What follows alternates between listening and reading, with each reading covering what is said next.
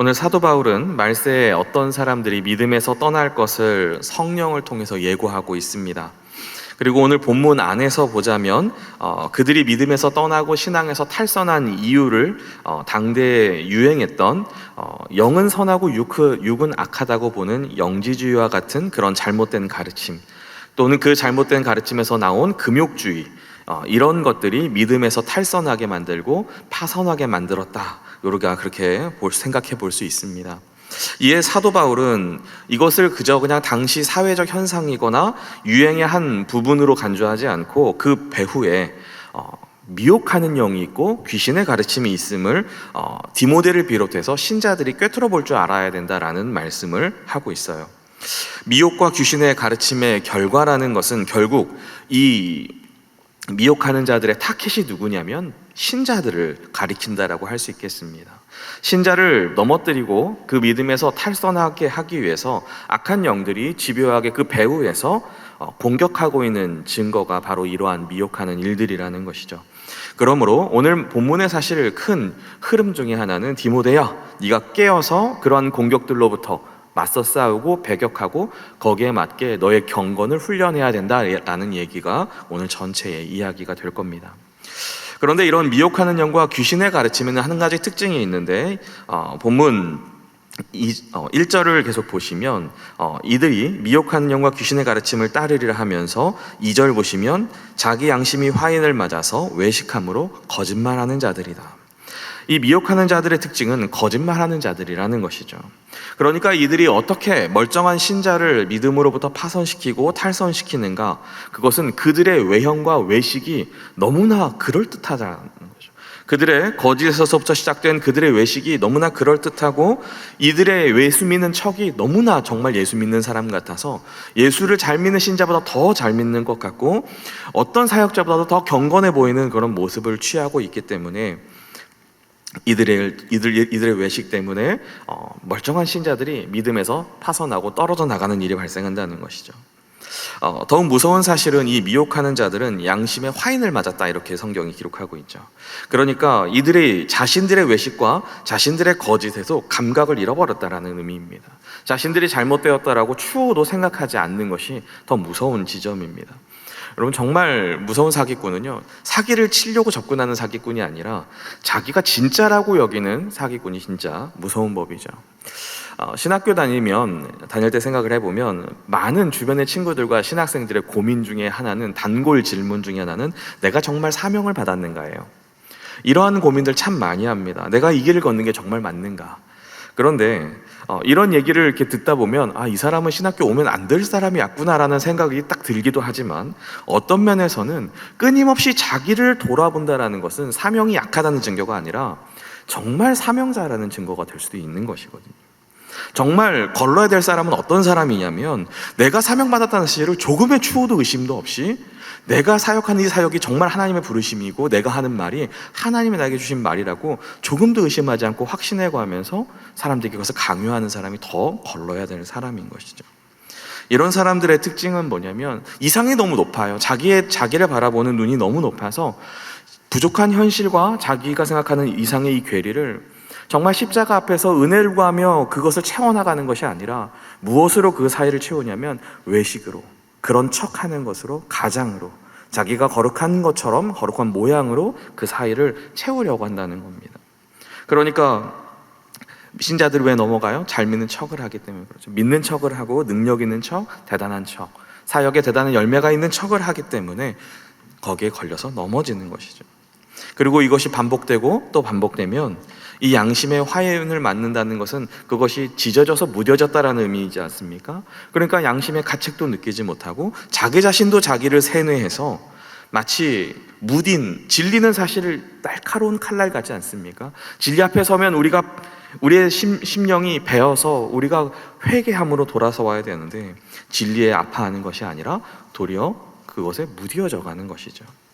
그러면서 3절에서 사도 바울은 그 시대의 미혹자들을 소개하는데 이 금욕주의를 주창했던 이 영주주의자들을 소개하는데 그들이 그들이 사람들이 미혹하는 무기가 두 가지인데 혼인을 금하고 어떤 음식물을 먹지 못하게 하는 것이었습니다. 언뜻 보면 이 혼인을 하지 않는 것, 결혼을 하지 않고 그 사역의 길을 걷는 것, 신앙생활을 하는 것, 또는 어떤 음식물들을 절제하고 먹지 않고 억제함으로 그 신앙을 드러내는 것, 이것은 누구보다도 신앙이 좋은 것처럼 보입니다. 정말 경건해 보이고 정말 신앙적으로 보이는데 사실은 그 이면에 그들의 그 동기가, 그들의 그 마음속에 숨어 있는 것은 사실 거짓에서 출발했다는 것이죠. 이런 분들 종종 만나죠. 저는 주님과 결혼했어요. 저는 선교를 위해서, 이 사역을 위해서 저의 삶을 다 드렸어요. 사실 이런 사역자들이나 이런 선교사님들을 보면 때로는 정말 범접할 수 없는 어떤 그런 아우라가 느껴지기도 합니다. 사실 우리가 이 성경책을 우리에게 전해준 이 사도 바울이 바로 그런 사람이잖아요. 평생 독신으로 하나님께 자신의 삶을 드린 사람들이죠.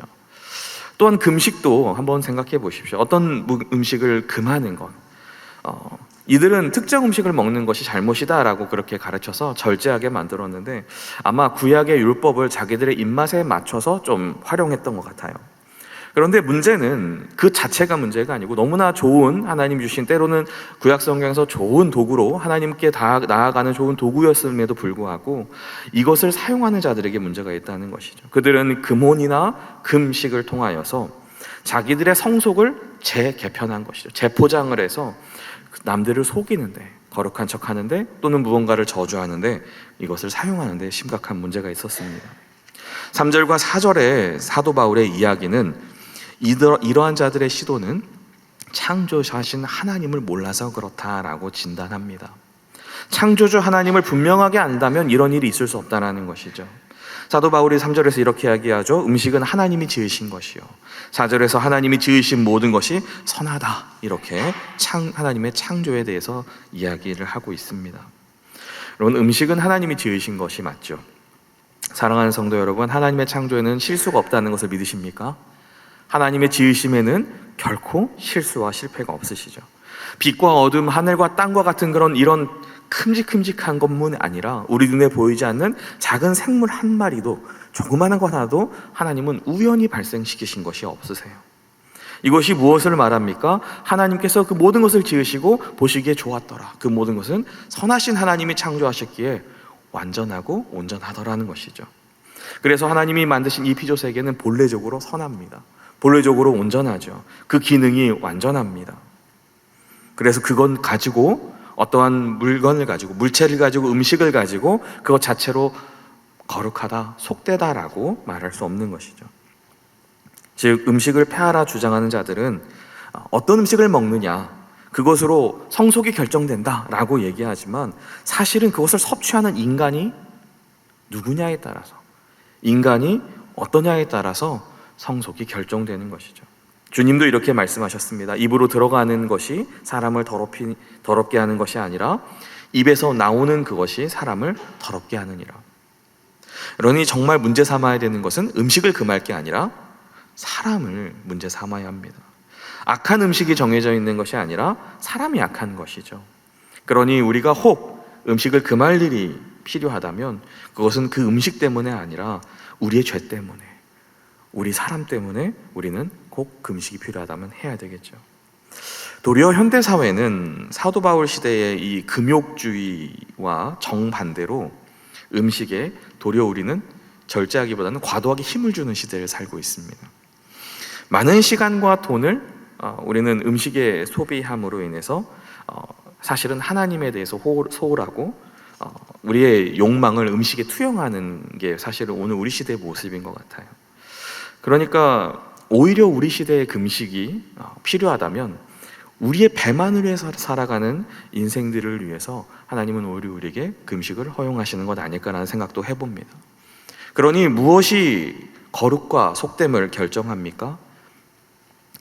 음식 자체가 아니라 하나님과의 관계가 거룩함과 속됨을 결정하는 주요 원인이라는 겁니다. 우리가 하나님과 올바른 관계에 있으면 사실은 사람들이 어둠이라고 말하는 것도 저주가 아니죠. 심지어 죽음이라고 하는 것도 하나님과 바른 관계에 있는 성도의 죽음은 결코 저주가 아니라 천국 환송이 되듯이 하나님과 관계가 성속을 결정합니다. 하나님과 올바른 관계라는 것은 무엇을 말하냐면 창조 질서 안에서 순리대로 사용하고 말씀의 경계 안에서 우리가 존재한다라는 것을 말해요. 우리가 창조질서 안에서 말씀에 근거한 결혼, 말씀에 근거한 창조질서 안에서 허용된 그런 음식의 사용, 그 무엇이라 할지라도 사실은 하나님이 유익하도록 우리에게 주셨다는 것이죠. 그래서 사도 바울은 결혼과 음식에 관한 우리의 마땅한 올바른 자세는 사실은 그걸 가지고 성속이냐 누구를 정죄하는 데 활용하는 것이 아니라 감사라는 것을, 감사의 자세가 바로 음식에 대한 우리의 올바른 자세다라고 가르쳐 주십니다. 창조의 선물들이 하나님으로부터 왔음을 우리가 믿는다면 우리의 할 일은 뭐냐면 감사하는 것이라는 거죠. 감사로 그것을 받고 하나님께 감사로 올려드리는 일 외에는 우리가 할 일, 다른 일은 없다는 겁니다. 오병이어 본문에서도 우리가 보게 되어 있지만 주님이 그 보리떡 5개와 물고기 2마리로 하신 일이 무엇입니까? 축사하시고 감사기도 하시고 라는 의미죠. 이것이 음식을 대하는 주님이 우리에게 가르쳐 주신 너무나 귀한 자세라는 것이죠. 그러니까 거룩해져야 될 것은 음식이 아니라 우리이고, 이 사람의 거룩은 결국 하나님과 관계를 통해서 결정되는데, 그래서 5절 말씀 한번 보실까요? 하나님의 말씀과 기도로 거룩하여짐이라. 말씀과 기도로 우리와 하나님과의 관계가 결정된다라는 것이죠. 미혹하는 자들은 음식을 가려야 된다, 결혼하지 마라, 뭔가 거룩에 특별한 자기들만의 비법이 있는 것처럼 미혹하지만, 성경은 말씀과 기도만이 우리와 하나님 사이를 가깝게 하고 관계를 친밀하게 만드는 결정적인 요인이다라고 말씀하는 것이죠. 역시 항상 진리는 간결하고 간단합니다. 말씀과 기도가 어떻게 이렇게 악한 사람을 정말로 이렇게 거룩하게 만들어낼 수 있는가? 여러분, 말씀과 기도는 조금만 생각해 보면 방향이 다릅니다. 말씀은 어떤 것이죠? 하나님이 우리에게 주신 것입니다. 기도는 우리가 하나님을 향하여 올려드리는 것이죠. 말씀은 하나님이 우리에게 다가오시는 것이고, 기도는 우리가 하나님께 다가가는 것입니다. 그러니까 말씀과 기도를 통해서 어떤 작용이 이루어집니까? 우리의 심정을 하나님께 알리고 우리는 하나님의 마음을 깨달음으로 인해서 하나님과 더욱더 가까워지는 관계가 형성되는 것이 말씀과 기도이죠. 이렇게 1절에서 5절까지 사도 바울은 디모데에게 미혹자들의 주장과 그들의 잘못이 무엇인지 진단해주고, 이제는 대항해야 될 힘을 길러야 된다라고 가르치는데, 그것이 6절부터 10절 단락에 나와 있는데, 그 핵심은 경건에 이르도록 내 자신을 연단하라는 거예요. 6절을 보시면 내가 이것으로 형제를 깨우치면 마지막은 양육을 받으리라. 이 말씀을 보면 교육과 양육의 중요함을 동시에 말씀하고 있다는 것을 알 수 있습니다. 미혹을 경고한 사도 바울은 디모데가 미혹한 자들을 극복하는 법을 가리켜서 신자들에게 가르쳐야 된다라고 얘기를 하고 있어요. 사실 우리가 사역을 하다 보면, 또는 우리가 이렇게 교회를 섬기다 보면 이단을 경계하거나 미혹하는 어떤 자들을 퇴치하는 일들은 굉장히 귀찮은 일입니다. 도리어 이러할 시간에 바른 것을 더 잘 가르치고 뭔가 교회가 부흥하고 성장하는 일에 더 애를 써야 되는 것처럼 우리의 마음이 생각되기 쉽지만, 오늘 본문 6절을 살펴보면 미혹자들을 잘 구별해내서 신앙의 탈선의 위험으로부터 형제들을 가르치는 일이 굉장히 유익되다라는 것을 먼저 얘기하고 있어요. 그런데 여기에 2가지 유익은 무엇입니까? 하나는 예수 그리스도의 좋은 일꾼이 되는 것이고, 또 하나는 믿음의 말씀과 좋은 교훈으로 양육을 받는 것이다, 이렇게 기록하고 있어요. 즉, 가르침이 너 자신의 양육으로 연결된다라는 것이죠.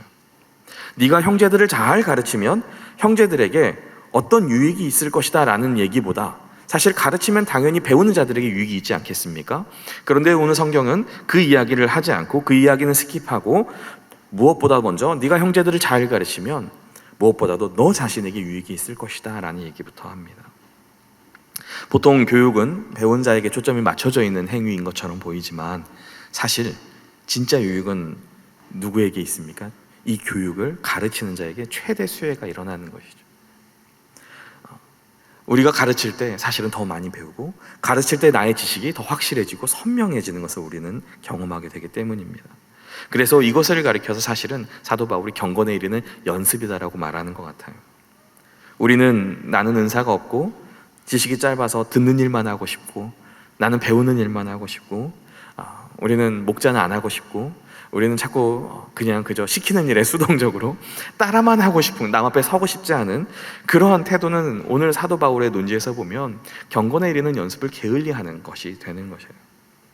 우리가 형제를 섬기고 교육하는 자리로 섬길 때, 우리가 목자로 섬기고 무언가 우리의 것들을 들여서 이 가르치는 자리에 섬길 때 먼저 무엇보다도 내가 변화된다는 거예요. 내 안에서 자람과 성장이 있고 내가 자람과 성장을 경험할 때 그리스도 예수의 좋은 일꾼이 네가 먼저 되는 것이다. 네가 먼저 이 좋은 말씀과 선한 교육으로 양육이 되어져 가는 이 유익이 바로 가르침에 있다. 미혹하는 자들을 경계하는 이 가르침에 있다라고 말하고 있어요. 그러면서 두 번째로 그 다음으로 사도 바울은 경건에 이르도록 이 훈련을 명하면서 이제는 버려야 될 것 하나를 얘기하는데, 그것은 망령되고 허탄한 신화를 버려라, 이렇게 신화를 배격하라고 말씀하십니다. 디모데전서 1장 4절에서도 사실은 이 비슷한 이야기가 나와요. 신화와 끝없는 족보에 몰두하지 말라. 이번에는 이 망령되고 허탄한 신화를 좀 버려라, 이렇게 말씀하십니다. 여러분, 우리에게 신화라 하면 어떤 것들이 있습니까? 아주 먼 호랑이 담배 피던 시절 이야기들이 신화다라고 생각을 합니다. 예를 들면 그리스 로마 신화, 건국 신화 같은 거, 곰이 사람이 된 이야기 같은 거. 우리는 이런 이야기들을 떠올리면서 우리 신앙에 무슨 영향을 끼치길래 이것이 도대체 우리에게 버려야 될 것인가 라고 생각을 하는 것이죠. 도리어 요즘은 이런 오래된 신화나 오래된 설화와 같은 이야기가 어떻게 각광받고 있습니까? 현대인들이 꼭 읽어야 될 인문학적인 소양으로 각광받고 있는 시대를 우리가 살고 있지 않습니까? 그런데 신화가 도대체 우리의 신앙과 경건에 왜 방해가 되고 해로운 것일까? 여러분, 신화는 무엇인가요? 신화가 만들어진 배경은 사실은 인간의 한계에 대한 초월을 추구하면서 만들어진 것이죠. 인간의 한계와 인간의 불만을 표출하는 것이 초월적인 방식으로 표현된 것이 바로 신화입니다. 또한 신화는 인간의 교만과 높아지려고 하는 자만을 표출하는 것을 남긴 것이 신화죠. 이런 신화는 그저 옛날 이야기가 아니라 지금도 계속 자신을 드러내고 자신의 한계를 극복하고 인간을 더 높아지고자 하는 이 욕망을 위해서 지금도 인간들은 끊임없이 새로운 신화를 창조하고 새로운 신화를 쓰고 새로운 신화를 시도하고 있다는 것입니다. 바벨탑을 쌓아서 하늘에 닿겠다는 게 그 당시 기술력으로 가당키나 한 일입니까? 그렇지만 그 탑을 쌓아서 하늘에 닿고자 했던 인간의 욕망은, 인간의 높아지고자 하는 그 마음은, 한계를 극복하고자 하는 그 인간의 본성은 지금도 우리에게 고스란히 전해져서 각자 자기만의 방식으로 계속 탑을 쌓는 방식으로 우리 인생을 살아가는 것이죠. 우리는 여전히 신화를 쓰고 있는 것이고 이 신화는 우리의 경건을 정확하게 방해하고 있는 것입니다. 사도 바울은 8절에서 그런데 이 신화가 망령되고 허탄하다. 이것은 우리의 신앙을 방해할 뿐 아니라, 경건을 방해할 뿐 아니라 정말 호랭이 담배 피던 시절의 이야기처럼 허무하다, 이런 이야기를 하는 것이죠. 왜요? 인간이 느끼는 진정한 한계와 그 불만, 인간이 정말 높아지고자 하는 그 인간의 해결할 수 없는 그 숙제는 신화로 해결되는 것이 아니고 인간의 능력으로 인간이 드러나서 해결되는 것이 아니라 진리 안에서만 해결된 때문입니다. 사도 바울이 보기에 디모데에게 이러한 말세에 성도들을 가르치는 이 소명을 주면서 가장 큰 장애물로 보았던 것은 신화를 추구하는 사람들이었던 것 같아요. 즉, 경건을 연습하려면 반드시 이 신화를 극복해야 된다. 왜냐하면 신화는 자신을 위한 이야기이고 자기를 높아지고자 하는 욕망의 표출이기 때문이죠. 그러나 경건은 반대로 무엇입니까? 하나님을 경외하는 우리의 자세입니다. 경건은 하나님을 경외하는 우리의 믿음의 자세를 말합니다. 그러니까 경건은 우리를 끊임없이 감추고 그리스도의 보혈 안으로 우리를 감추어내고 우리가 드러내는 것을 막고, 경건은 하나님을 드러내게 하고 하나님을 높이고 하나님의 이름을 올려드리는 것이 경건인 것이죠. 신화는 인간을 나타내는 것이라면 경건은 인간이 물러서는 것입니다. 사랑하는 성도 여러분, 그런데 교회 안에서 이 말씀과 기도로 인하여서 탁월해지면 탁월해질수록, 출중해지면 출중해질수록 훌륭한 역사가 일어나면 일어날수록 어떤 일이 일어납니까? 교회 안에서도 새로운 신화가 계속 쓰여진다는 거예요. 사람이 드러나고 그가 얼마나 위대했는가, 그때 우리가 얼마나 대단한 사역을 했던가, 그때는 참으로 우리 때는 정말 이렇게 많은 일들을 했는데. 사도 바울이 끊임없이 이 신화와 싸울 것을, 버릴 것을 요청하면서 동시에 경건에 이르도록 내 자신을 끊임없이 연단하라라고 가르치는 이유는 바로 우리의 신앙 안에서도 이러한 유혹은 끊임없이 발생하기 때문입니다. 경건을 연습하지 않는 탁월함은 그것이 말씀과 기도라 할지라도 우리를 거룩으로 인도하여 하나님을 닮고 하나님께 가까이 만들어내는 것이 아니라 도리어 다른 신화를 창조하는 것에 불과하고, 우리는 그러한 예를 정말 우리 주변에서 숱하게 많이 확인하고 있다는 겁니다. 사도 바울이 이 디모데에게 목회를 가르치면서 당부하는 것은 너가 사역적인 탁월한 결과물을 내는 목회자가 됐으면 좋겠어. 내 후계자로서, 내 아들과 같은 자로서 역사에 이름을 남길 만한 위대한 교회를 남겼으면 좋겠어가 사도 바울이 이 교훈을 디모데에게 허락하는 의도가 아니라는 것이죠. 도리어 너는 누군가를 가르치는 자리에 오르면 오를수록, 말씀과 기도로 사람들 앞에서 더 칭찬받게 될수록 너는 외식하는 자들과 금욕주의자들과 미혹하는 자들이 원하고 바라는 것과 같은 네가 드러나는 일들이 발생하게 될 텐데, 그럴 때 항상 잊지 말 것은 경건에 이르도록 내 자신을 연단해야 된다라는 것입니다. 경건에 이르도록 내 자신을 연단함으로 너는 사라지고 하나님을 드러내는 것, 이것이 바로 사도 바울이 디모데에게 당부하는 것이죠. 그래서 6절 말씀을 보면 디모데에게 너는 가르치지만 동시에 주님께 배우는 것이다, 이렇게 말씀하고, 7절도 내 자신을 연단하는 것이다. 즉 경건은 연습해서 길러내는 것이지 목회자라는 직분이 경건을 담보하는 것이 아니고, 너의 외형적인 모습이 너의 경건이 아니고, 경건이라는 것은 어떤 상태에 도달하는 것이 아니라 끊임없이 연습하고 훈련하고 연단하는 것이 경건이다라고 그렇게 말씀합니다. 그런데 우리는 참 경건을 연습하지 않습니다. 도리어 우리는 세상을 살아갈 때 뭐가 우리에게 더 유익하다고 판단합니까? 육체의 연단이 더 유익한 것이라고 판단합니다. 오늘 8절 말씀을 보시면 육체의 연단은 약간의 유익이 있으나 경건은 범사에 유익하니, 이렇게 되어 있는데, 도리어 우리는 이 땅을 살아갈 때 무엇이 더 유익하다고 판단하냐면 이 육체의 연단이 우리에게 훨씬 더 세상을 사는데 더 유익하다라고 그렇게 생각하게 한다는 것이죠. 심지어 사역자들도 사역의 성공의 키는 경건에 이르는 것도 맞지만 육체의 연단에 더 결정적이다라고 생각하는 시대를 우리는 살고 있습니다. 본문이 기록된 시대의 육체의 연단은 분명 금욕 수행과 같은 것을 말하겠지만, 오늘날의 사람들의 마음을 사로잡고 구미를 당길 만한 것을 더욱 발전시켜서 어떻게 하면 이 청중들, 성도들이 감정적으로 잘 터치가 될 수 있을까? 어떻게 하면 인위적으로 이들이 뭔가 찬양하는데 더 깊이 빠져드는 것처럼 느끼게 할 수 있을까? 이런 시도가 끊임없이 이루어지는 게 오늘날 교회들의 강단이 아닙니까? 설교는 수사학으로 가득 차 있고 사람들의 감탄을 자아내는 논리와 기가 막힌 예화로 울 준비를 하게 만들어내서 사람들을 정확하게 은혜를 받았다는 느낌의 그 코너로 몰아가는 것이죠. 교회 강단들은 유명 인사들을 부르고 화려한 무대 장치와 뛰어난 효과에 공을 들여서 이 약간의 유익이 있는 것에 해당하는 것에 목을 매는 것이 사실은 오늘 우리의 실상이 아닌가 싶습니다. 오늘 사도 바울이 가르치는 경건의 연습은 그런 것이 아닙니다. 우리가 5절에서 이미 봤던 것처럼 경건의 연습은 말씀과 기도로 거룩하여지는 것입니다. 12절 보시면 말과 행실과 사랑과 믿음과 정절에 있어 믿는 자의 본이 되는 것입니다.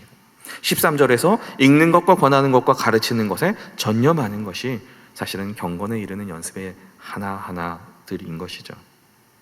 사람들이 오해하는 것이 경건은 내생에서만 유익할 것이다라고 생각합니다. 그런데 오늘 8절에서는 금생과 내생에서 다 유익하다. 금생에서도 충분히 유익하다. 경건은 우리 현실에서도 충분히 능력이 있고 유익하다는 것을 사도 바울은 디모데에게 가르쳐 줍니다. 정말 많은 사람들이 더 유익할 것이라고 여기는 육체의 연단에는 제한적인 유익만 있을 것이다라고 말하지만 경건은 이 땅에서도 하나님 나라의 품에 가서도 충분히 능력이 있다는 것입니다. 그래서 경건한 신자는 이 땅에서 어떤 능력을 가지고 살아갑니까? 소망이 없는 세상에서 소망을 갖고 사는 거예요. 기쁠 일이 없고 웃을 일이 없는 세상에서 감히 기뻐하고 또 기뻐하고 기뻐하라라고 얘기할 수 있는 것이죠. 그 누구도 나에게 진정한 사랑을 주지 않는다라고 생각하는 그러한 척박한 세상 속에서 하나님의 사랑을 알기 때문에 시련과 고난을 능히 이겨내는 삶을 사는 것이죠. 이러한 현실을 이겨내는 능력이 경건에 있습니다. 이뿐 아니라 내 생에도 유익이 있다는 것은 어떤 것을 말합니까? 우리가 하나님의 나라에 들어갈 그 약속이 이루어지는 능력이 경건에 있다는 것이죠. 우리가 주님이 예비하신 그 잔치에 즐거움으로 참여하게 될 날이 반드시 오는 것이 바로 이 경건이 가지고 있는 유익이지요. 그러니 9절에서 사도 바울은 이렇게 외치는 것입니다. 미쁘다 이 말이여 모든 사람이 받을 만하도다.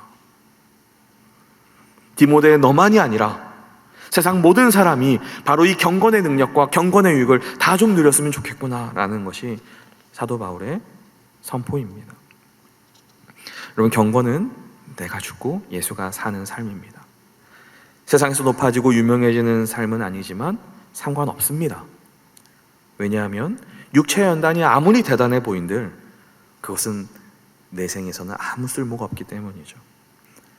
그래서 10절을 한번 우리 보겠습니다. 10절 말씀 보시면 이를 위하여 우리가 수고하고 힘쓰는 것은 우리 소망을 살아계신 하나님께 두미니 곧 모든 사람 특히 믿는 자들의 구주시라. 우리가 이렇게 이 땅에서도 이 경건에 이르기를 힘쓰고 수고하고 애쓸 수 있는 것은 우리의 소망이 하나님께 있기 때문이라는 겁니다. 경건한 성도의 삶이 진정한 능력인 이유는 죽음 너머에서도 실력을 충분히 발휘할 수 있기 때문입니다. 이 경건은 우리로 하여금 이 땅에서뿐 아니라 저 땅에서도 하나님 나라에 가서도 우리에게 약속을 이루기에 충분하기에 우리는 이 경건을 이루는 삶에 수고하고 애쓰는 이 삶을 하나님께 소망을 두며 오늘도 정진할 수 있는 것이죠.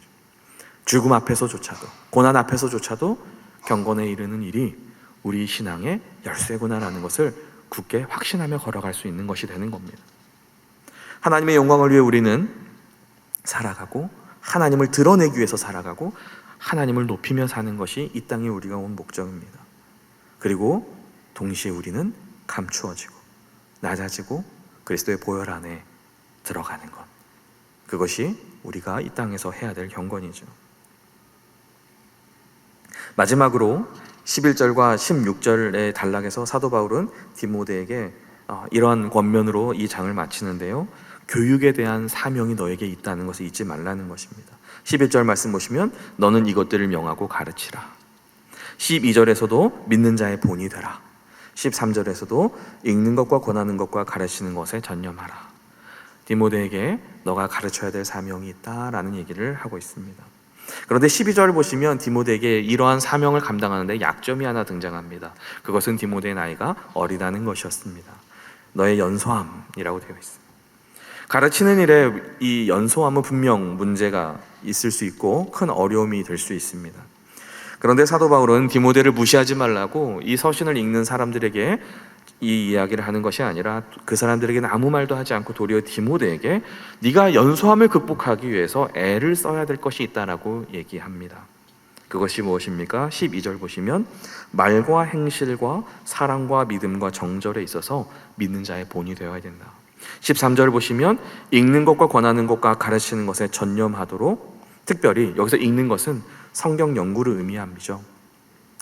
디모데가 가르치는 이 사명을 감당하기 위해서는 먼저 경건에 이르는 말씀 연구를 당부하고 있는 것입니다.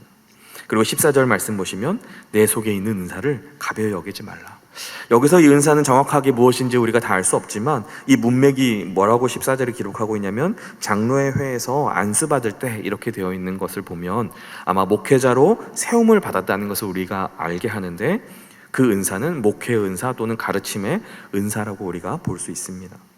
그러니까 다시 말해서 디모데가 하나님이 부르신 목회자로 안수받았다는 이 사명을 너가 가벼이 여기지 말라, 이렇게 당부하는 것이죠. 여러분, 목사가 왜 자신의 받은 은사와 사명을 가벼이 여기게 될까요? 목회자는 자기 힘으로 하는 일이 아니지 않습니까? 그러니까 어려움을 겪게 되면 무엇보다도 자신의 무능에 직면하게 됩니다. 내가 할 수 있는 게 없구나. 이 경건의 능력이 그동안 열심히 경건에 이르도록 가져왔던 이 경건이 별 볼 일 없는 것처럼 여겨질 때가 많고, 도리어 사람들이 주장하는 나이가 커 보이고 세상의 것들이 커 보인다는 것이죠.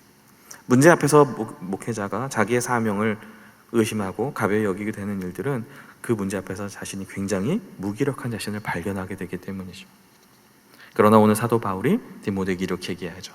하나님이 택하시고 너를 부르셔서 너와 함께 하시는 그러한 목회의 사명을 받았다는 것을 가볍게 여기지 말라. 도리어 네가 할 일은 말씀을 가르치는 직무를 너에게 주었으니 그 사명을 감당하는 일에 지금 전심전력해야 된다, 이렇게 권면하는 것입니다. 그래서 15절 말씀은 디모데야, 너는 연소하지만 성숙함을 위해서, 그것을 극복하기 위해서 전심전력해라. 그러면 어떻게 됩니까? 16절 말씀 보시면 네가 네 자신과 가르침을 살펴 이 일을 계속하라. 이것을 행함으로 내 자신과 내게 듣는 자를 구원하리라.